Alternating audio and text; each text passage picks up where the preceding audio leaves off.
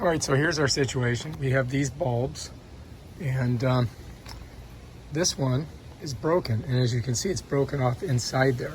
So I've got to get that out of there, and you can't really twist it. So I'm going to use a pair of pliers to get her out. So we're going to go ahead and try to do that right now. All right, so you take it like this, get on the inside, and you got to go counterclockwise. You got to go careful because it's jagged glass.